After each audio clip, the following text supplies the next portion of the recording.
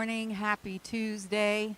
Welcome to Connection at Spirit and Truth Sanctuary. I hope everyone had a lovely Valentine's Day yesterday. I was overwhelmed with some unexpected Valentine's gifts and cards that I got. So thank you, all of you who remembered me yesterday. Let's begin with our morning blessing. Spirit of Truth, we give thanks today for our connection in this time of togetherness, for our sameness as well as our contrasts, and for the light we reflect to one another and see in one another. We give thanks for the holy that holds us, and for the humanity that always brings us back to the holy. We ask that our happiness, our peace, and our joy now be woven into the fabric of the world around us, and that it serve as nourishment to feed the heart of the collective.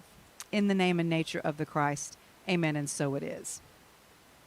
Okay, today's quotes will be two that I've given you before, but as we get into the teaching, you'll see how perfectly they fit with today's topic as well.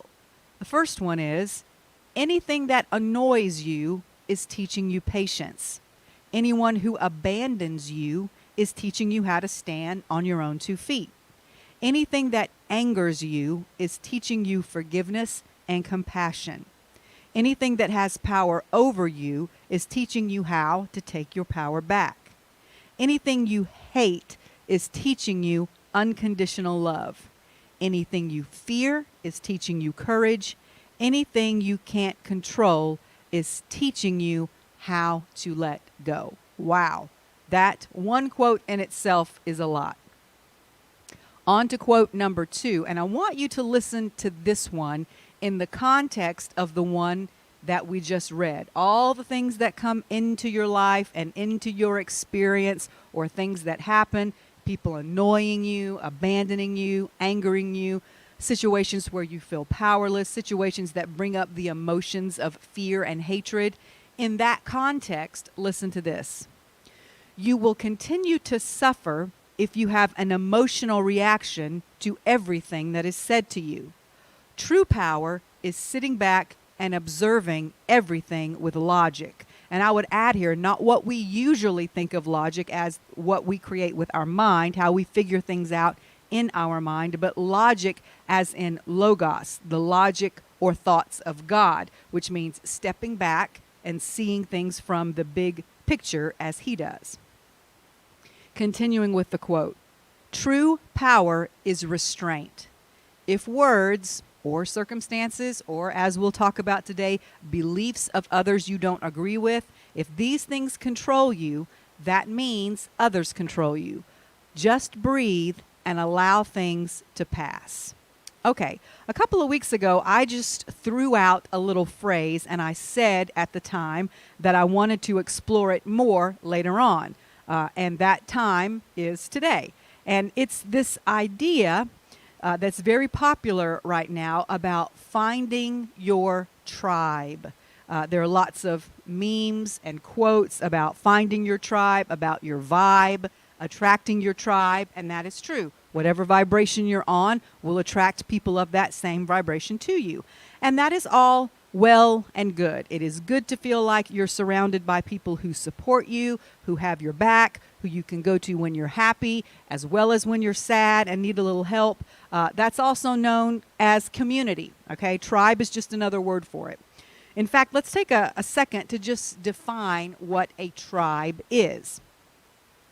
The traditional definition is a social division in society consisting of families or communities linked by economic, religious, or blood ties with a common culture and dialect, typically having a recognized leader. Okay?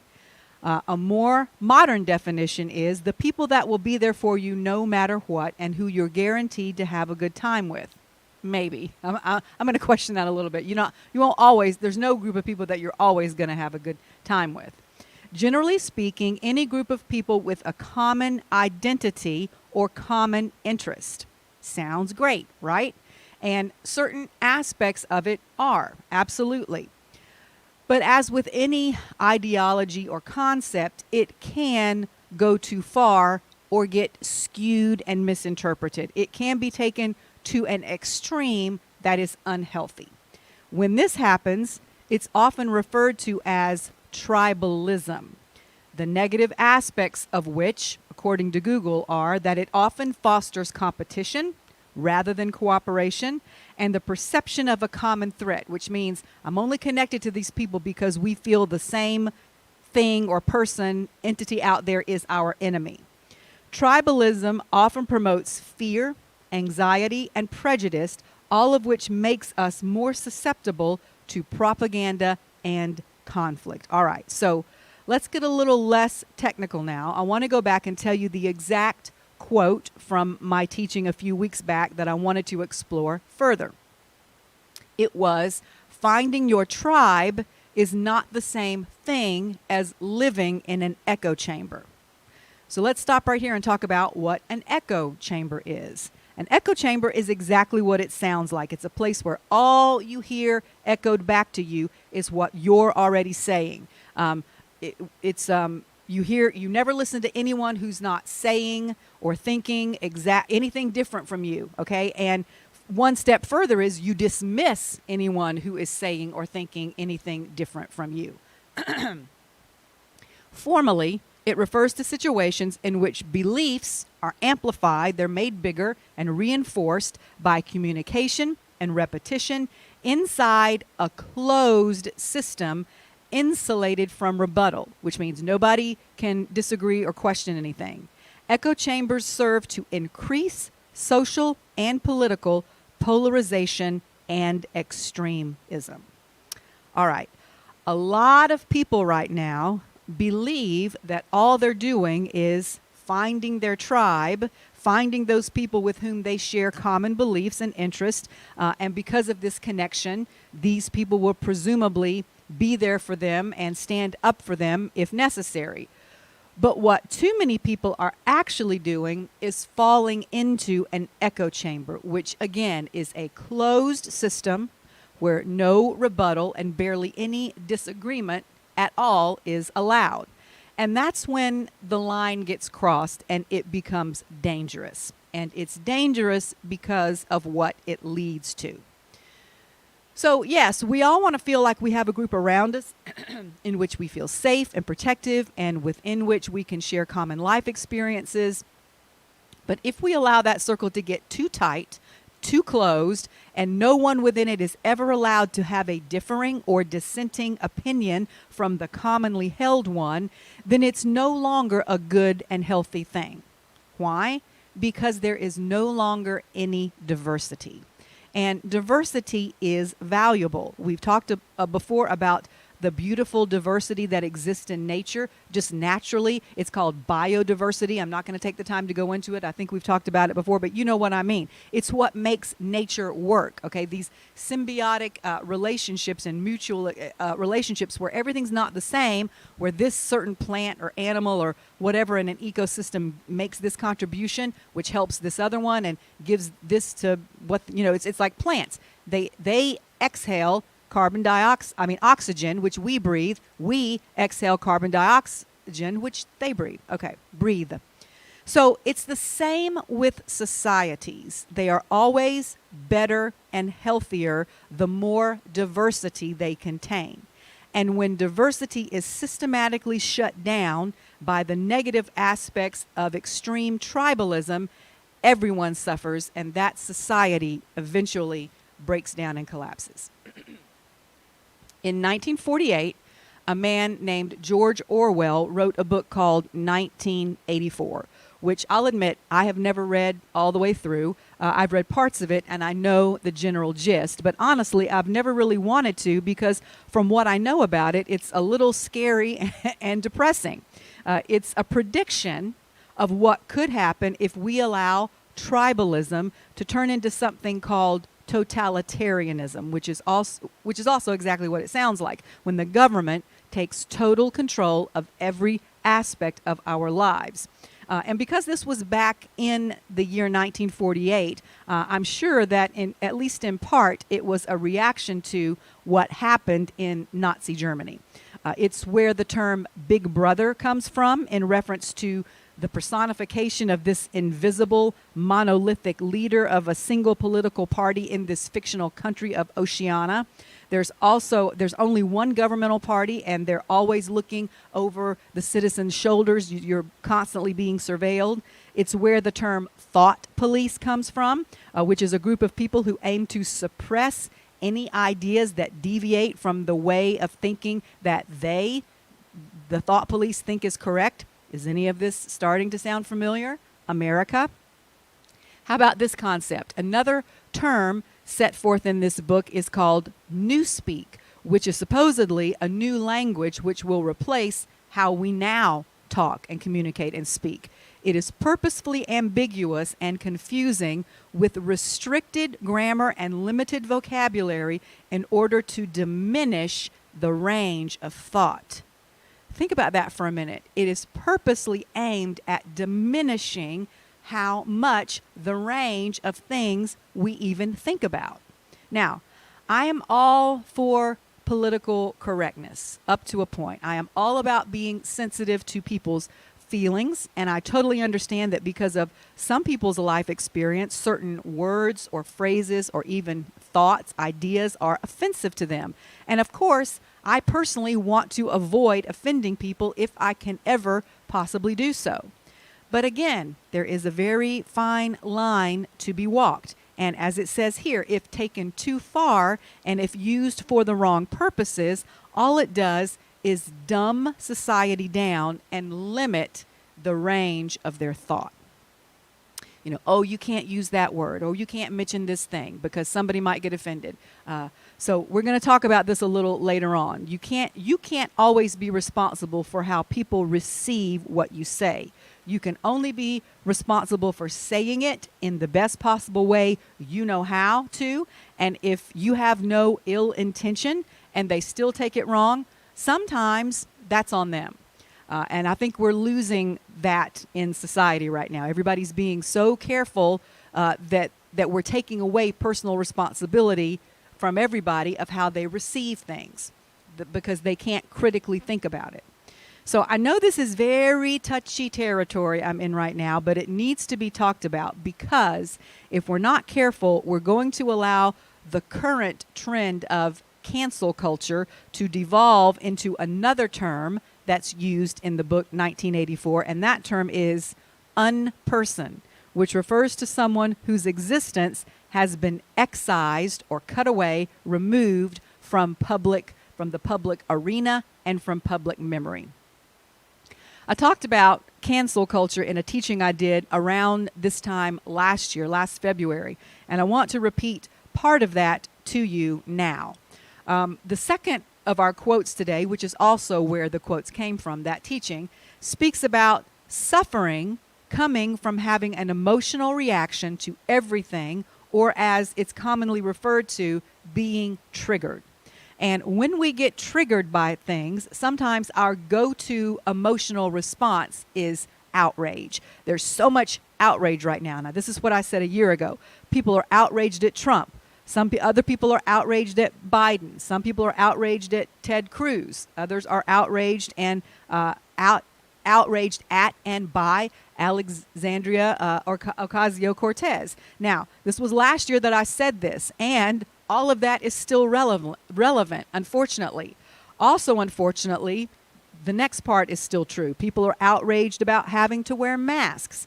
Other people are outraged that some people don't wear masks. People are outraged about who is vaccinated and who is not. People are outraged about taxes and Facebook and gun control or lack of gun control and China and Russia and on and on and on. We have this culture, we have created a culture of outrage. A new phenomenon, now this was last year, it's not so new anymore, that has popped up on the scene as a result of all this outrage is something called cancel culture, which is a modern day version of the practice of shunning or ostracism, where someone is thrust out of social or professional circles, either on social media or in the real world or both. This entails people withdrawing support from a person or a company because they have done or said something considered objectionable or offensive. But what is all this outrage and canceling of people accomplishing? Okay, we're back to our core question that we always ask. Is it working? It's accomplishing very little. It's not doing anything to contribute to unity consciousness, which is where we ultimately want to be heading. All it's doing is further separating us into different camps, different echo chambers. It's very tribal, which is not the direction we should be headed.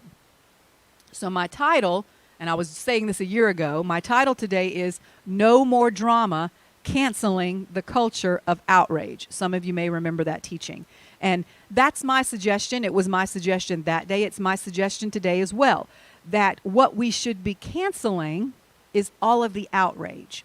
Number one, because it's not working. It's not moving us forward.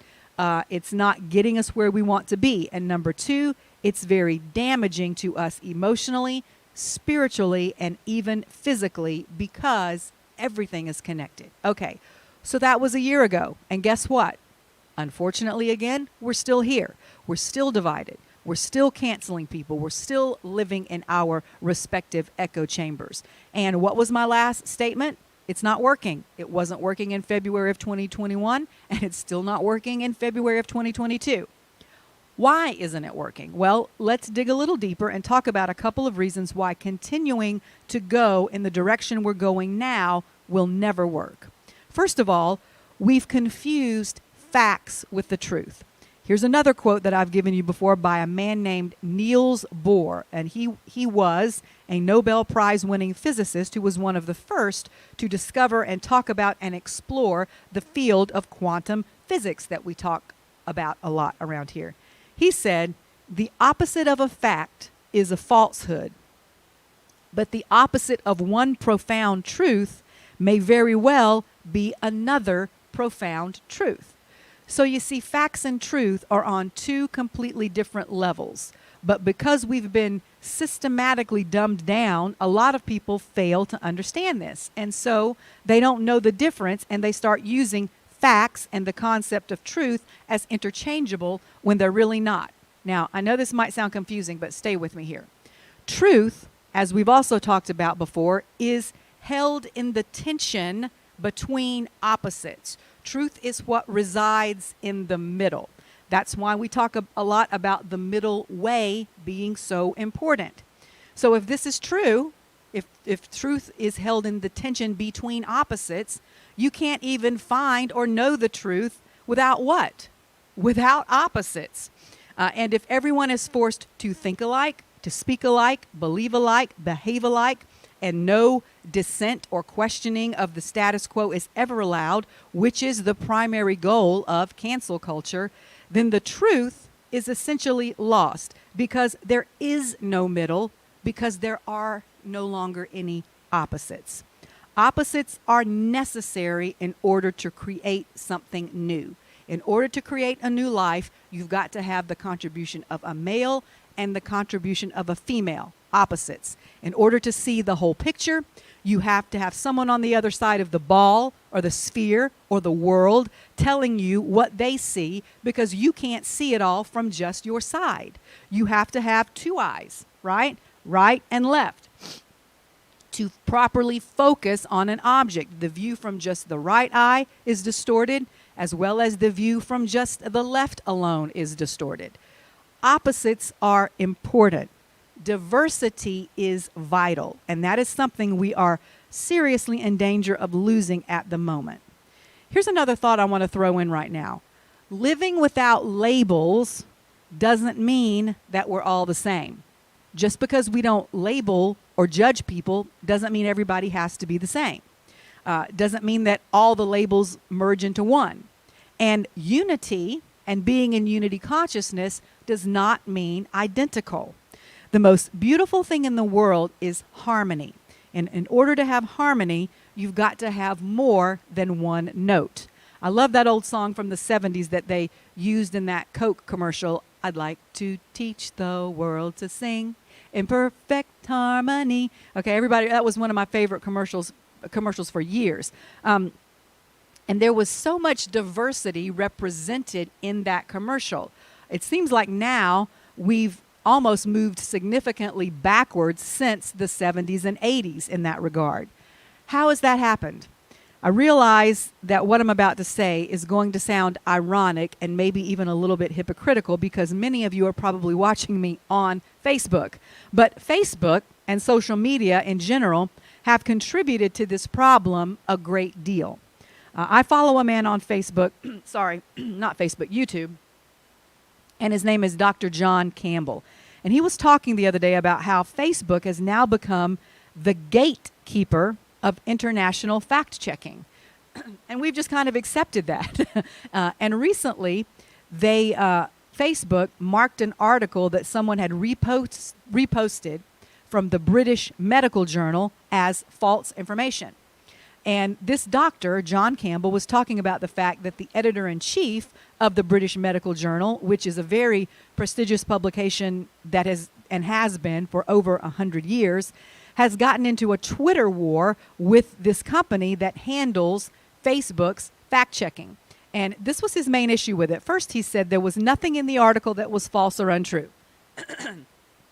Basically, it was just questioning some clinical studies and how they were conducted. But it was all the facts that they put out in the article were medically accurate. But more importantly and more disturbing to him was that this tweet that this fact-checking organization had sent out asked the editor of the British Medical Journal if he was comfortable with the fact that his article had been picked up and reposted by an anti-vax group to support some of their beliefs. Now, the point is not whether or not anyone is pro-vaccine or anti-vaccine. And in my opinion, that's just one more issue that is unnecessarily dividing us right now. And the group that had reposted it wasn't some crazy fly-by-night organization. It was one which was actually founded decades ago by Robert Kennedy Jr. So the point is, this fact-checking organization was asking the editor of the British Medical Journal whether or not he was comfortable with the fact that a particular article in his publication was being used by this group, which, according to the Facebook fact checker, was considered a fringe group spreading false information. And he added at the end of the tweet, how you answer will say a lot, which was nothing more than a veiled threat. Now, the reason that this is dangerous is because it implies that the author of the article is not only responsible for what he's written, which, by the way, as I've already said, was completely factual, but that he is further responsible for how it is received, interpreted, and then disseminated by someone else. So Dr. John Campbell pointed out in this video I was watching that just because something you've written and put out into the public discourse has been picked up and commented on and perhaps used as part of an argument by a group you disagree with, does that make it your fault if what you've written is the truth? It's kind of like the Bible. All kinds of different people use different parts of the Bible to prove or to try to justify things that others find disagreeable. So does that mean we throw the whole Bible away and allow no one to use it because some people misinterpret it and use it in the wrong way? So Dr. Campbell continues, if people choose to misinterpret what I say or use it in a way that I don't intend it, am I to be censored just because people who may think differently than I do use my information to support their agenda? None of us can be responsible for how another person interprets what we say or do, etc. That personal responsibility must fall on them. Okay, let's go back to the Bible for a second. My brother talked a little bit about this subject of agendas in the Bible in his sermon this past Sunday. He was sharing with us the 6 core values of the church he had spoken at the previous Sunday and how impressed he was with them. And this was value number 3. We view the Bible to be a library of ancient books written by real people living in real places and real times with real agendas. And when he said that last part, he stomped his foot 3 times to emphasize it. And then he added, what does that mean? That is code for people wrote their opinions in the Bible. Men said they were better than women. Old men who wanted younger women said that younger women are worth more than older women. A firstborn wrote that the firstborn gets the blessing instead of the second. There's a lot of agenda in the Bible that has nothing to do with God. Then he went on to say, quoting more of this core value from the other church and what they believe concerning the Bible. They say this collection of inspired poems, letters, and stories speaks to their, meaning the people who wrote them, their encounters with God, which leads to our own experiences with God. So we've always got to bring it back to ourselves. And hear this right here. The last part of this says, we seek to honor, interpret, explore, question, wrestle, and apply the Bible in fresh, creative, and healing ways. So this is me talking now. My question is, how can you do any of that? How can you honor, interpret, explore, question, wrestle, or apply the Bible in fresh, creative ways if there's never any diversity of thought allowed? If only one interpretation is considered the correct one, and if you don't have it, you get canceled and thrown out. If there's never any other opinion to possibly disagree with. Now, the Bible says there's a certain scripture in the Bible that talks about binding and loosing. And we've all interpreted that to mean we bind, evil spirits or loose good spirits. But that's not at all what it was talking about. It was talking about that on a regular basis, the Jewish rabbis, the learned men whose job it was to study the Bible, would get together. And when they would get together, they would open the scriptures, the Talmud, up, which was the loosing. And they would discuss. And they didn't always agree on everything. They would interpret. They would say, I believe this part of it means this. And another rabbi on the other side of the room would say, no, I don't agree with that. I believe it means this. And they would discuss and they would discuss and they would all listen to each individual opinion. And then when they got done, they would bind it back up, put it on the shelf, and wait till the next day. And then they go out and have dinner together. So you can't, we talk about rightly dividing the Bible, okay? You can't rightly divide something that only has one side, whether it's the Bible or an article in a medical journal or anything else. So here's the formal response to this whole situation from a man named Kamran Abbasi, who is the editor-in-chief of the British Medical Journal. He said, we should all be very worried that Facebook, a multi-billion-dollar company, is effectively censoring fully fact-checked journalism, referring to the article that he put out that had already been fact-checked, because it is raising legitimate concerns about the conduct of certain clinical trials. Why is Facebook acting in this way? And then he lists some questions that could help us figure out why. What is driving its worldview? Is it a specific ideology? Is it commercial interest? Money? Is it incompetence? Do people just not know what they're doing? Users should be worried that despite presenting itself as a neutral social media platform where everybody's ideas can be presented, Facebook is trying to control how people think under the guise of fact-checking. And that's the end of his statement. But I'm going to add that this is eerily similar to the fictional thought police in the book I mentioned earlier, 1984, who symbolize the overwhelming control that the government has over its citizens in this fictional country of Oceania. They can implement, this is what it says about the thought police in the book, they can implement the most terrifying of policies, ones that allow them to arrest people for supposed thoughts, even those that the citizens weren't themselves conscious of. All right, so the problem is, and the reason that this line of thinking will never ever work and get us to unity consciousness is because at its root, it is based in fear. The fear that if people are exposed to differing viewpoints or information, they may disagree with you. The fear that if people are allowed to think for themselves and rightly divide diverse information, you won't be able to control them. So let's talk about fear for a minute and how we should approach and handle it. This is from a piece by our friend Andrew Martin, and I'm paraphrasing a little what he said in this video I was watching. Fear is not an evidence that something is wrong. It's just a part of you that is stuck in the past. It has no frame of reference for where you're going. So it's the manifestation of that discomfort. We have no problem surrendering to the emotion of joy and just letting it take us where it will, exploring what it's trying to teach us. But we don't treat the emotion of fear the same way, which is just another emotion like joy. We push it away and we don't want to deal with it.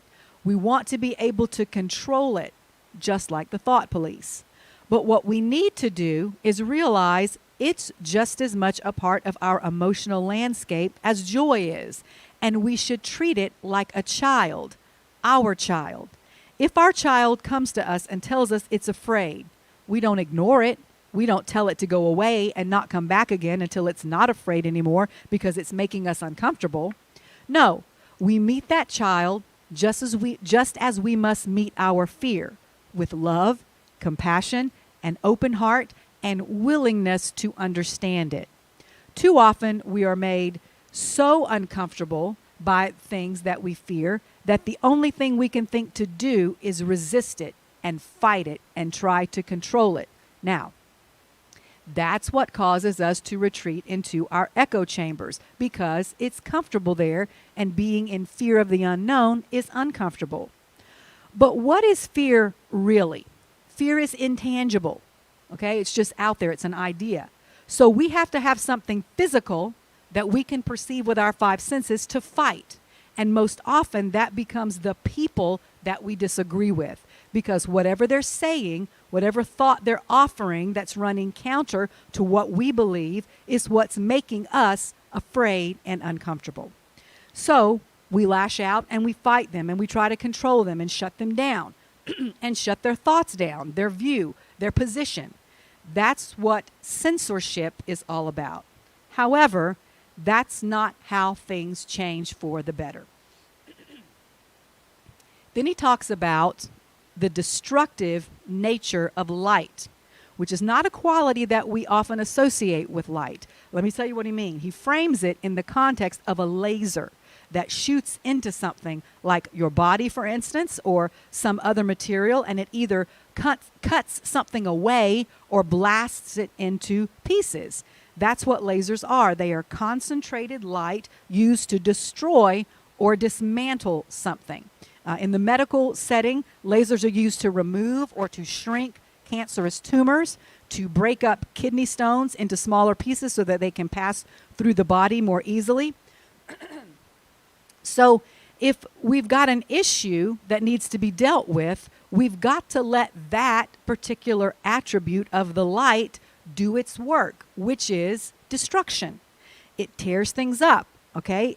In this context, it destroys things, but only when we allow it to do its work. If we're always trying to control and suppress the things that we fear because we disagree with them, then that aspect of the light will never be able to do its work. In other words, if it is our goal to only listen to or accept ideas and opinions that we agree with and that make us comfortable, nothing will ever change. We stagnate right where we are when all diversity of thought is disallowed.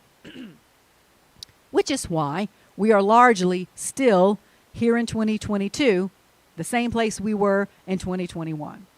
So instead of fighting, putting up our fist in resistance, which is what the cancel culture does, or clutching on to what makes us comfortable for dear life, which is what an echo chamber does, let's learn to open our hands, turn our palms upward, and say to Spirit, thy will be done. Or, as Dr. Kim Duramo often asks the question, she always says, what else is possible here?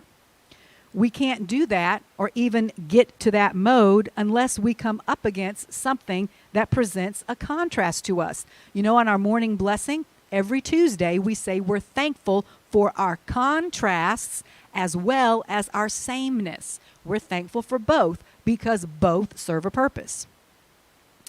Thy will be done is the third option, okay? It's the middle way. It's not my way all the way over here, and it's not your way all the way over there. It is thy way, Spirit's way. That is always right in the center. But you can't find the center if no one is ever allowed to be on the other side from you. Remember what I said earlier. Truth is held in the tension between opposites. So that means, as I said before, in the total absence of opposites, the truth is lost because there is no tension for it to reside in. It's kind of like trying to seesaw by yourself. It doesn't work because there's no balance. There's no counterweight on the other side, on the other end. Here's a little more parting thoughts and advice from Andrew Martin. He says, systems that are built on truth liberate absolutely. So if a system requires you to deny your truth or be something you're not, or say yes to something that is not true for you, or to not say something that you do feel is true for you, then that system is not built on truth. If everyone is not free to think his own thoughts, if certain expressions of thought are censored, then that's not a system built on truth. Another way to look at it is that freedom and fear are antithetical to each other. They are two vibrations that cannot exist simultaneously for very long without an implosion, a collapse. So if someone or any system is using fear to sell you freedom or to try to sell you what they're telling you is freedom, it's not really freedom they're selling. If someone or any system is afraid to let you hear or read certain information and then decide for yourself, it's not about freedom and it's not based in truth.